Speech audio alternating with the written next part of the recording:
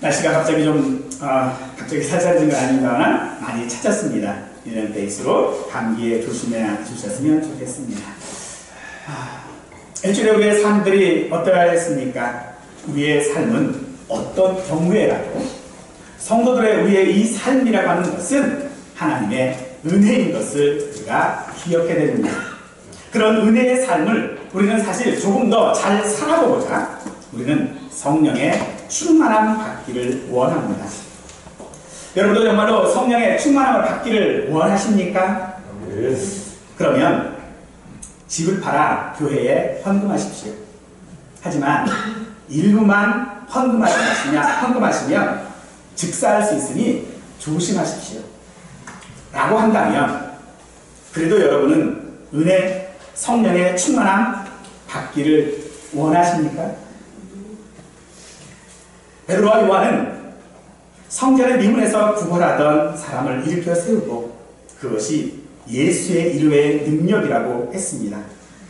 그러나 그로 인하여 그는 공의회에 잡히게 되어지고 신문을 받고 위협을 받았습니다. 그 후에도 베드로는 많은 병자들을 고쳤는데 사람들이 베드로의 그림자라도 덮이려고 병자들을 그 침상채 거리에 두기도 했다고 합니다. 또 사도 바울은 그가 사용하던 손수건을 가져다가 병자 위에 올려두면 그 병이 나았다고 합니다. 베드로나 또 사도 바울이나 그로 인하여서 그렇게 많은 병자들을 치료함으로 인하여서 그들이 베드로나 사도 바울이 무엇을 얻었습니까? 여러분은 성령 충만을 받음으로 말미암아 하나님께 은혜를 받음으로 말미암아 또 예수 그리스도를 믿음으로 말미암아 무엇을 얻으셨습니까? 이들은 옥에 갇히고 매맞고 돌에 맞고 그런 삶을 살았습니다. 그러므로 그들이 전하는 복음을 듣고 믿는 자들은 큰 은혜를 받았다라고 말합니다. 4장 33절부터 읽겠습니다. 사도들이 큰 권능으로 주 예수의 부활을 증언하니 우리가 큰 은혜를 받고 그 중에 가난한 사람이 없으니 이는 밭과 집 있는 자는 팔아 그 판 것의 값을 가져다가 사도들의 발 앞에 두매 그들이 각 사람의 필요를 따라 나누어 주리라 라고 말합니다. 성령 충만한 초대교회 성도들인 또 사도들로 하여금 그런 삶을 살게 했다라고 말합니다. 성도들이 성령 충만한 삶을 살았는데 그 삶을 보니 집이 있는 자와 밭이 있는 자는 팔아서 다 사도들 앞에 두었다라고 말하고 있습니다. 성령 충만을 받으니 그들이 매를 맞고 갇히고 위협받았다라고 말하고 있습니다. 이것이 성령의 충만함을 받은 성도들이 은혜의 삶이라고 한다면 오늘 우리가 기대하는 것과는 조금 거리가 먼 것 같습니다. 과연 그런 것인지 오늘 말씀을 통해서 함께 묵상하고 생각해 보시기를 원합니다.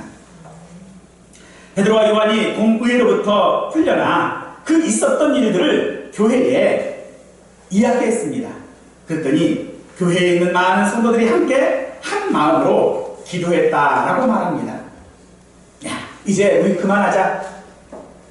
이제는 좀 이거 이야기하고 그들이 우리를 이제는 죽이겠다고 하니 이제는 좀 숨어있자.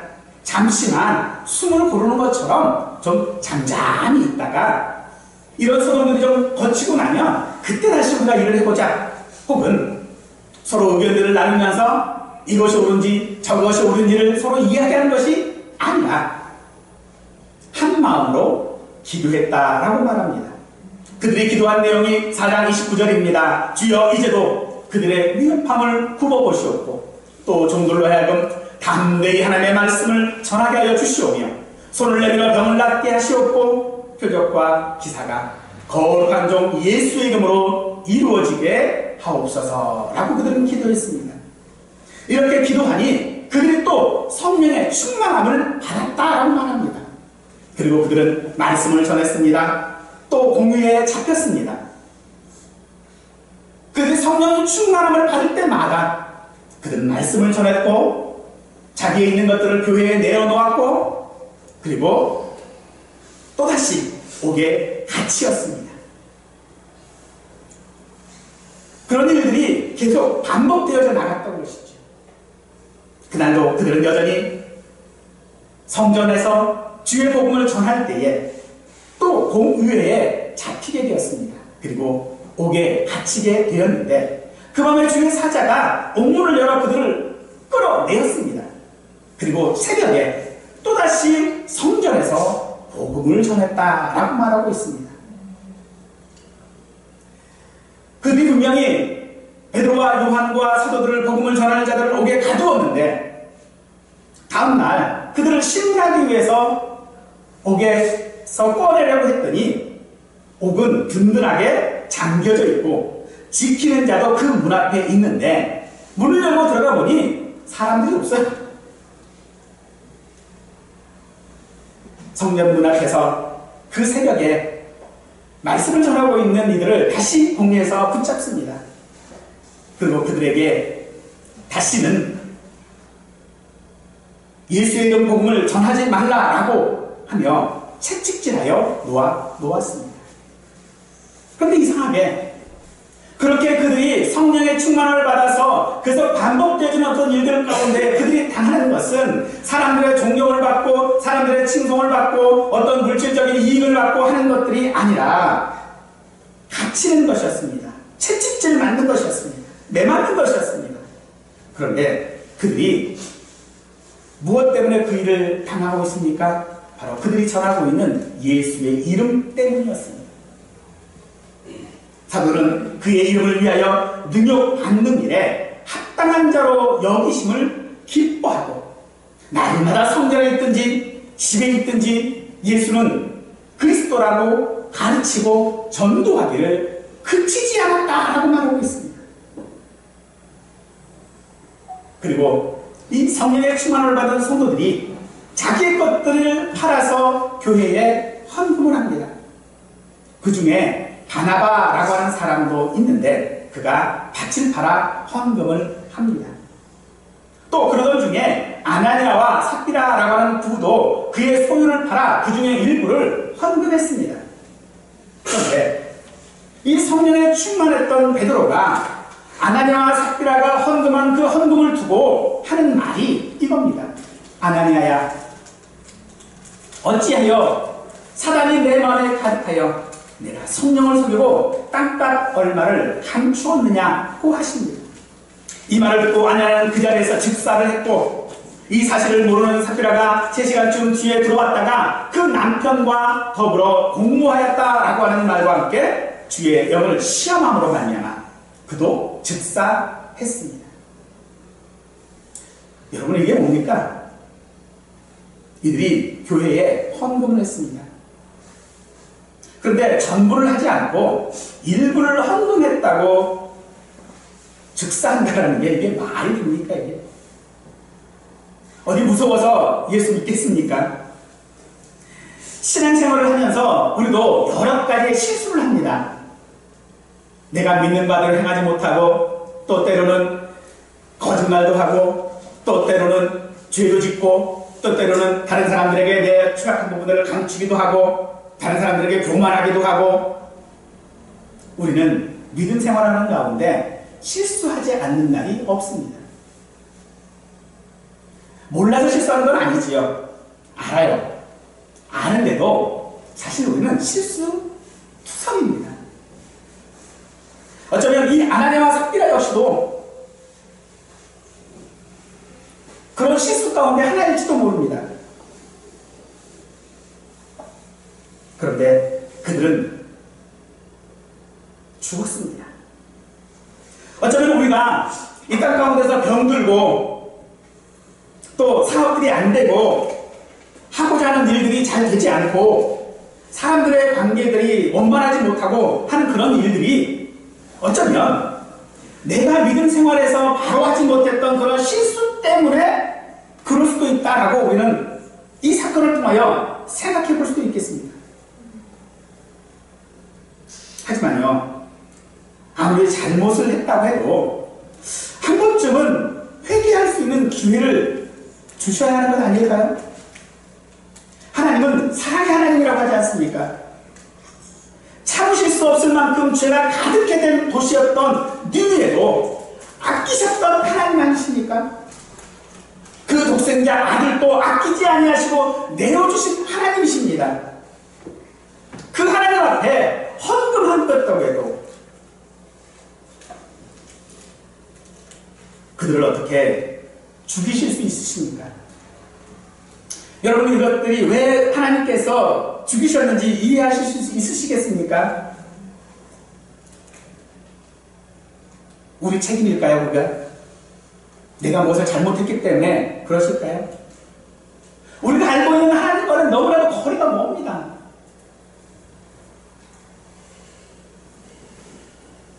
저는 잘 모르겠습니다. 베드로의 말처럼 땅이 그대로 있을 때에는 내 땅이 아니며 판 후에는 내 마음대로 할 수 없습니까?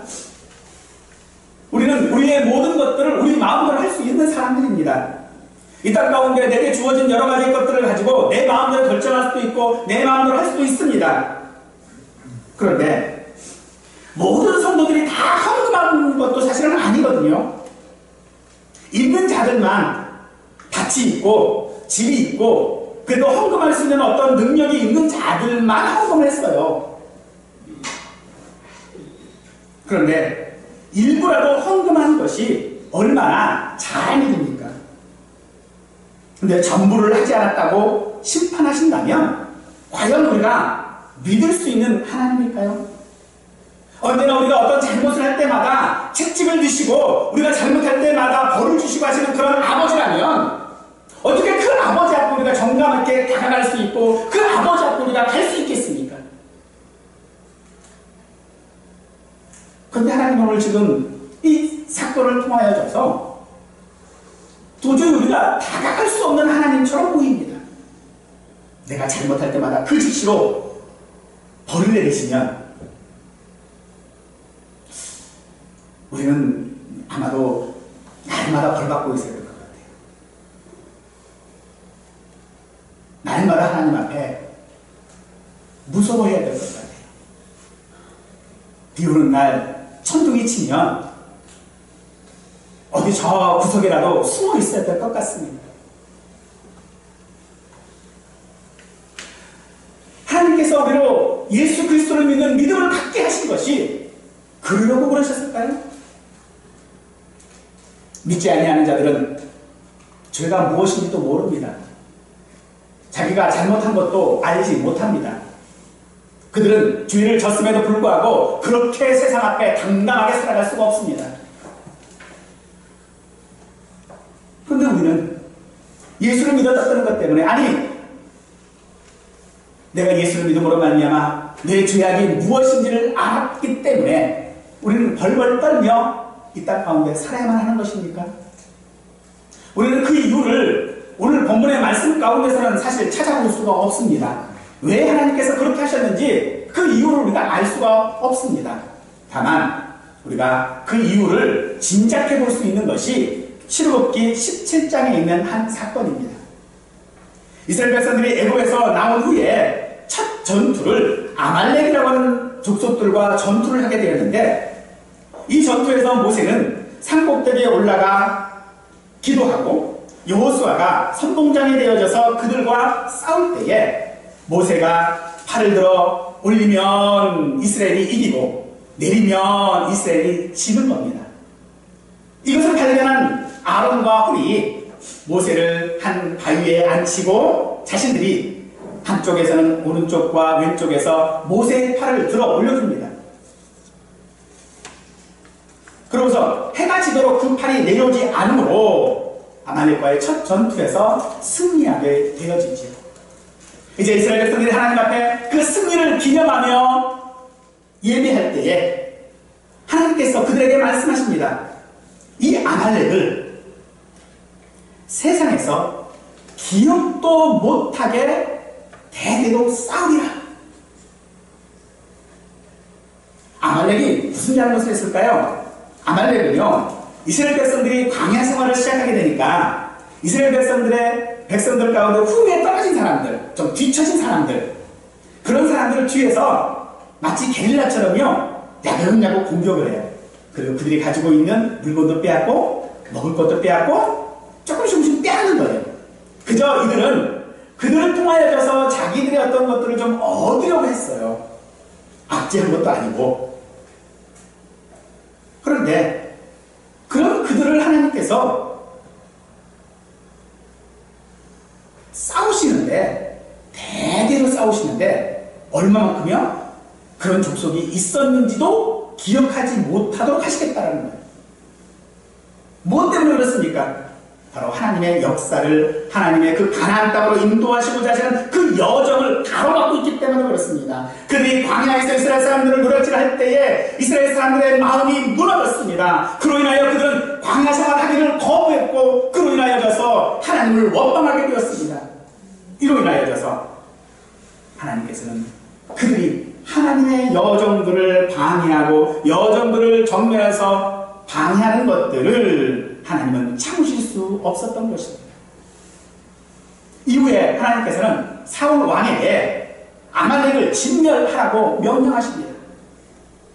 하지만 사울은 하나님을 섬긴다는 명분을 가지고 그들을 진멸하지 않았습니다.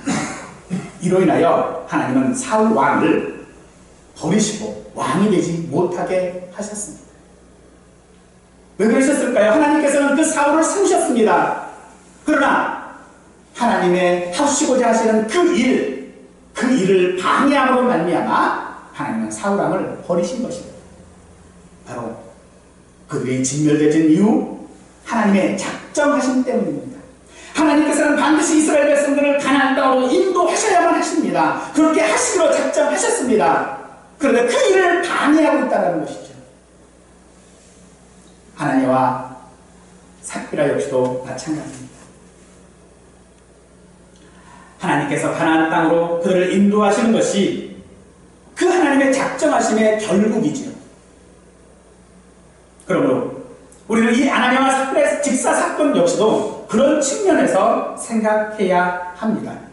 성령의 충만을 받은 사람들이 복음을 전함으로 많은 사람들이 믿게 되었습니다. 그로 인하여져서 예수님께서 말씀하신 반석 위에 교회가 세워지게 되었습니다.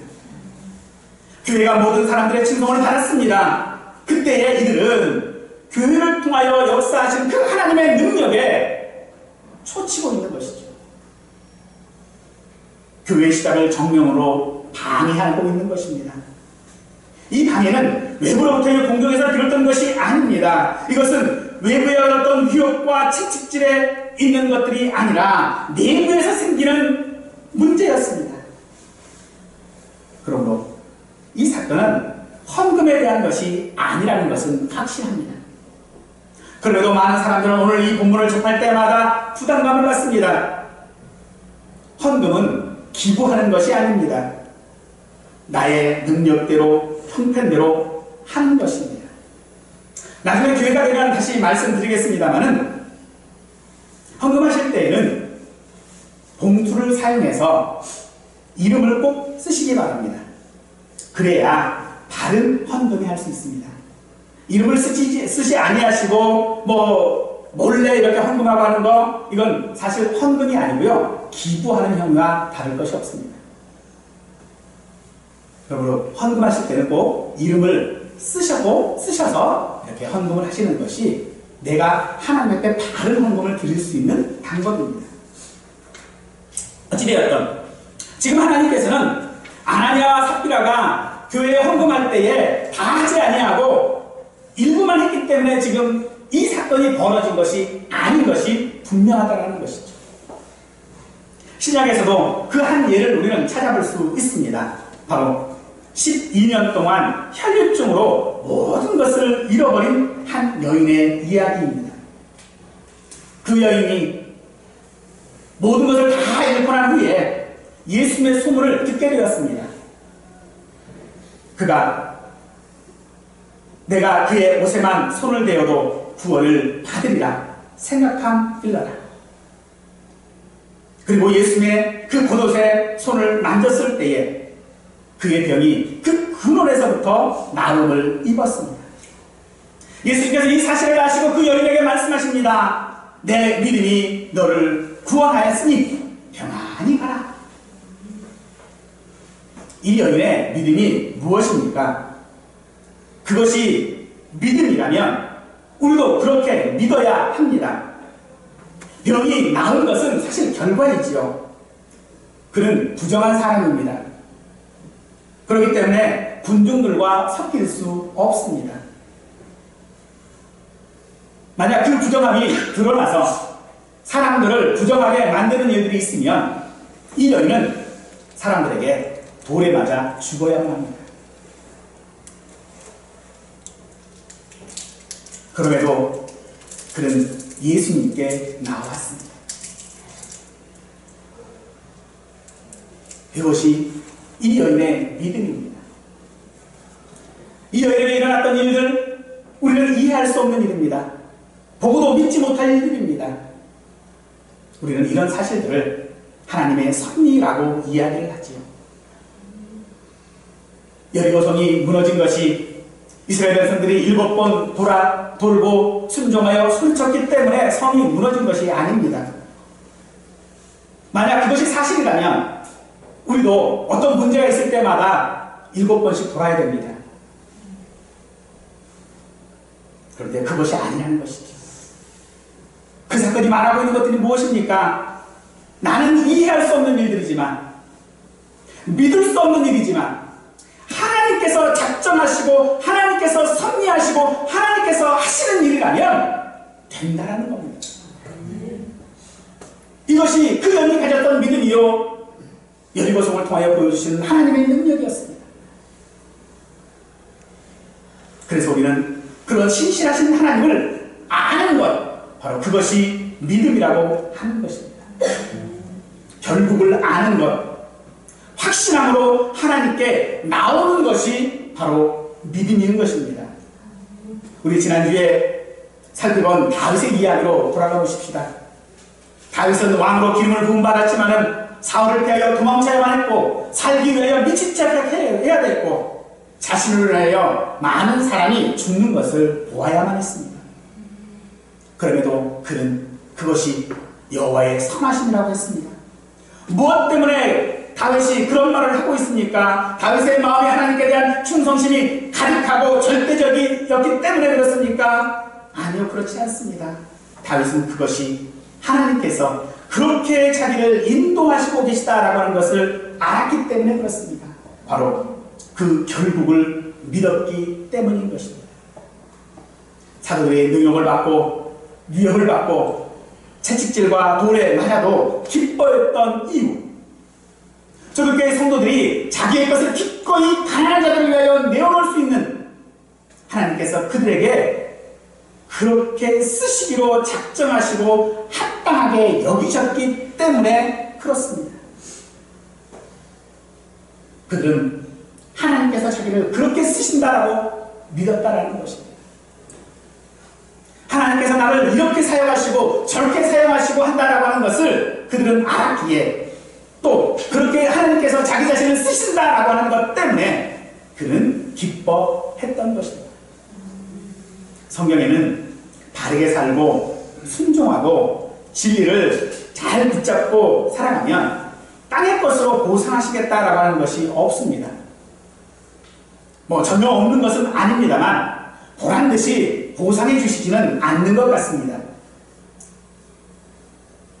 그럼에도 초대교회 성도들, 사도 바울, 베드로, 요한 모두가 다 그 일을 지금 그렇게 하고 있는 것입니다.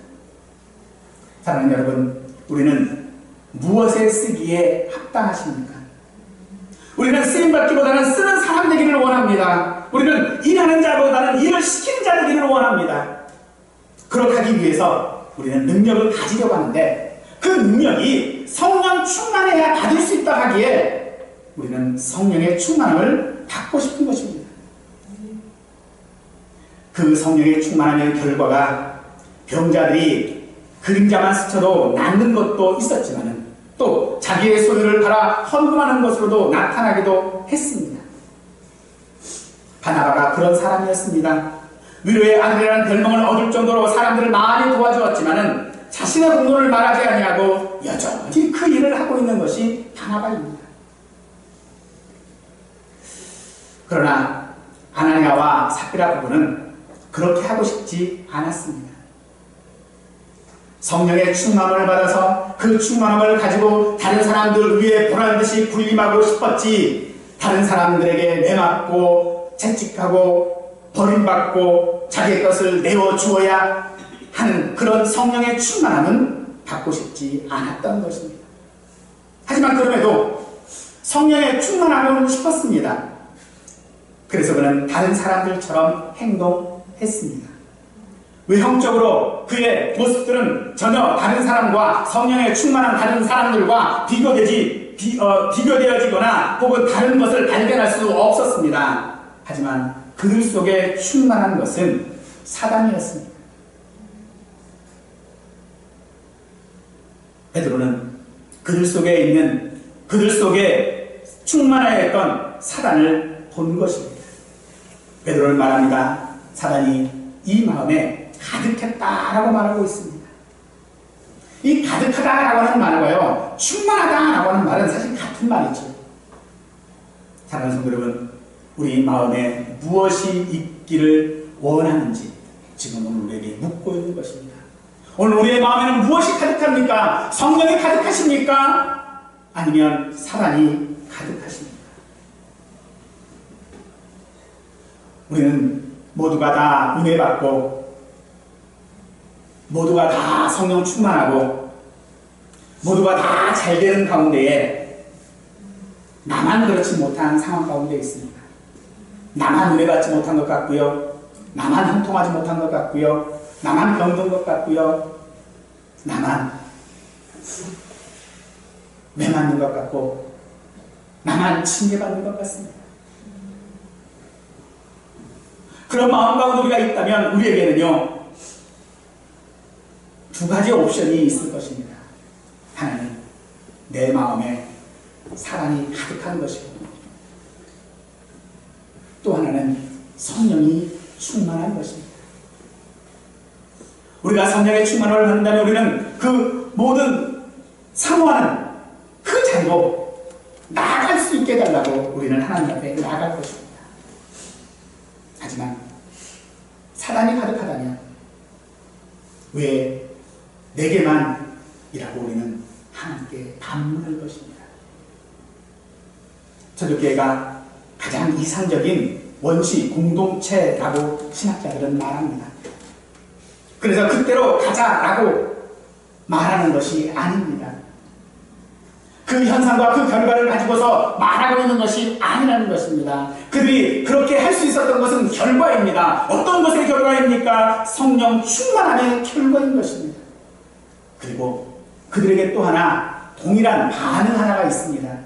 바로 두려움입니다. 그들은 하나님의 그 섭리하시고 하나님의 그 작정하심이 얼마나 두려운 것인지 두렵고 떨림으로 그것을 감당하고자 했습니다.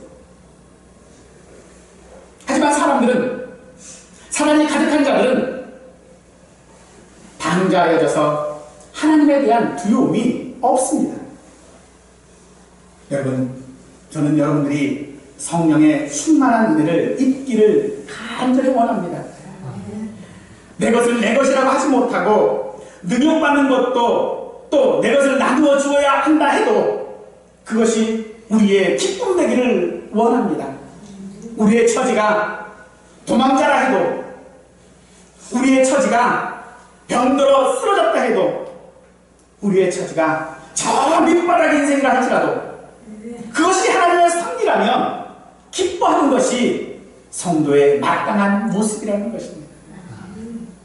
여러분, 우리가 삶을 살면 정말로 이게 뭔가 싶을 때가 참 많이 있습니다. 그런데 그 이게 뭔가 싶은 우리의 삶에 수없이 많은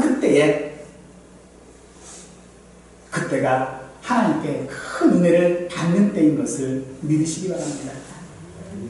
결국을 아는 사람은 다르게 행할 수밖에 없습니다. 노아가 그 많은 사람들의 비난을 통해서도 방주를 만든 것도 그 결국을 알기 때문이었습니다.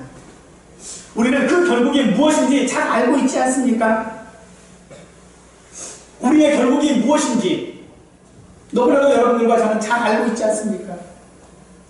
그러면 알고 있다면 어떻게 해야 합니까?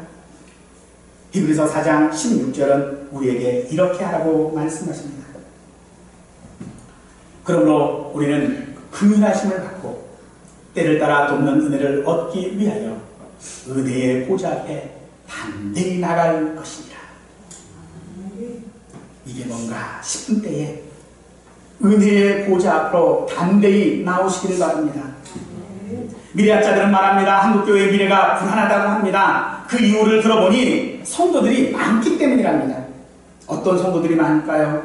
바로 아나니아와 삽비라와 같은 성도들이 많기 때문인 것입니다. 그럼 그런 상황에서 우리는 어떻게 해야 할까요? 내가 나서서 내 있는 것들을 다 팔지 못합니다. 우리는 집도 없고 땅도 없고 지식도 없고 가진 것도 없습니다.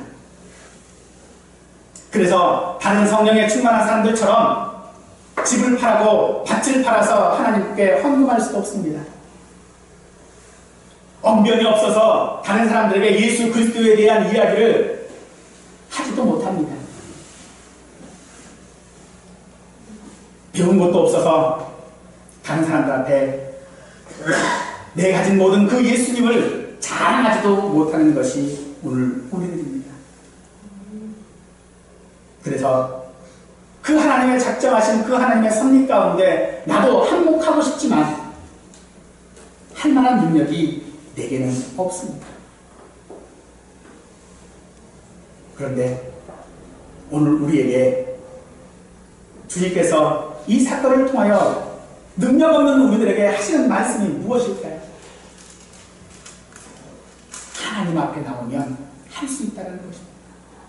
내가 하는 것이 아니라 하나님이 하신다는 것입니다. 여리고성이 무너진 것이 이스라엘 백성들이 7번 돌았기 때문이 아니라 하나님께서 무너뜨리신 것입니다.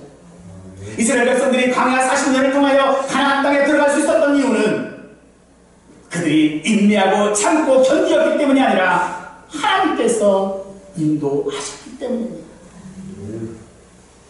오늘 저와 여러분들이 이 자리에 있는 것도 능력이 없어서 성령 충만을 받기도 미안한 우리들이지만 그럼에도 불구하고 이 자리에 있는 것은 하나님께서 우리로 작정하시고 우리를 인도하셨기 때문입니다.